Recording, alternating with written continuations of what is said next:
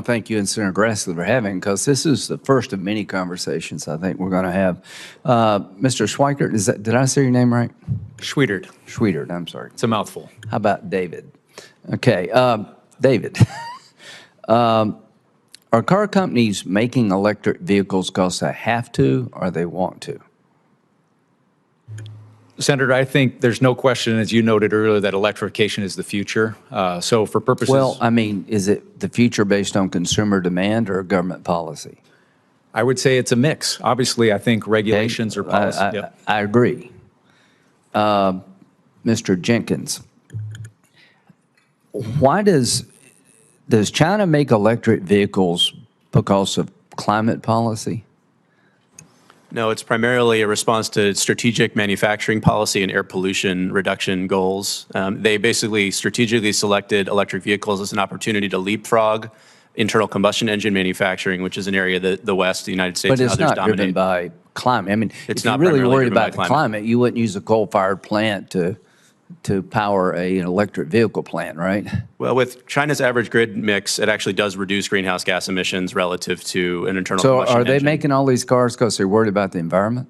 They're worried primarily about air pollution and their strategic role in manufacturing in the global market. Ms. Heinemann, why do we make electric cars? Is it because of consumer demand or government policy? My sense is it's per my colleague to my left is it's because it's a combination of the two. But Okay. you know, So- per market economy, so Right. the government does work. So to help some the people market want signals. them, right? So David, if we did away with the mandate or the goal of having half the vehicle fleet electrified, a government policy, by 2035, what percentage of the cars on the road do you think would be electric without a mandate? Senator, that's a very good question. Last year was 9.5%. So if we fast forward, it's hard to say. A lot of it depends on how reliant we are. Well, let's just say we did away with the mandate. Trump says he wants to do away. Will that end electric car manufacturing in America? No. However, we might have unbalanced things as it relates to whether or not the U.S. is competitive as it relates to some of those supportive policies, whether it's tax incentives or... Right. Yes. So, Ms. Heinemann, is that right, Hinman?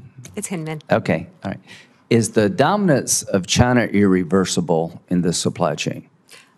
I believe not. Absolutely not. I think the U.S. and its allies and friends, if we move quickly to create agile, responsive, and coordinated policies, could flip the script and reestablish market dynamics in the global economy. I want to talk to you about that in more detail. So forget about what we do here, Mr. Jenkins. Does everybody agree China's going to continue to make a bunch of electric vehicles no matter what we do?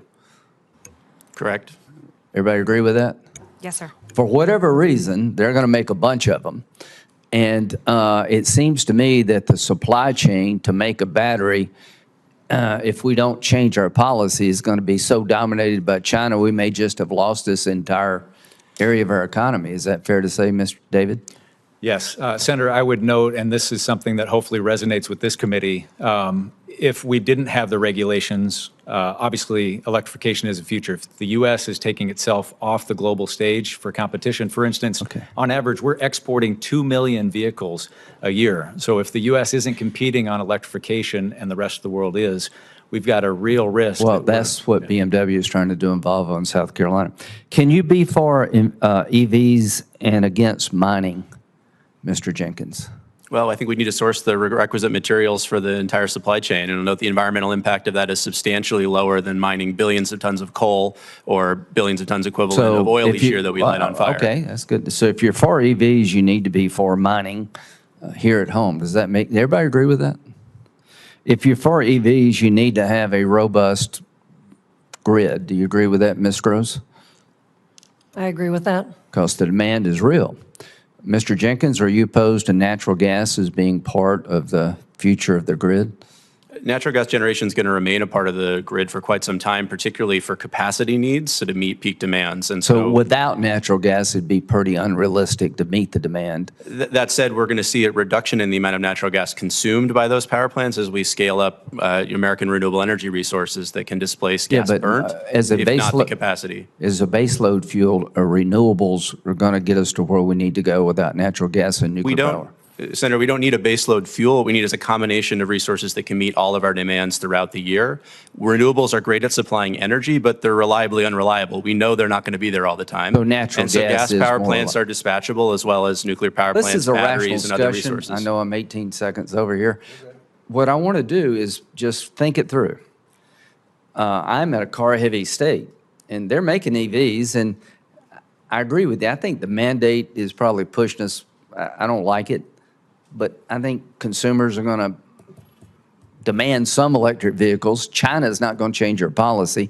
It seems to be a part of the future economically, and if we don't watch it, we're going to be out of the battery business.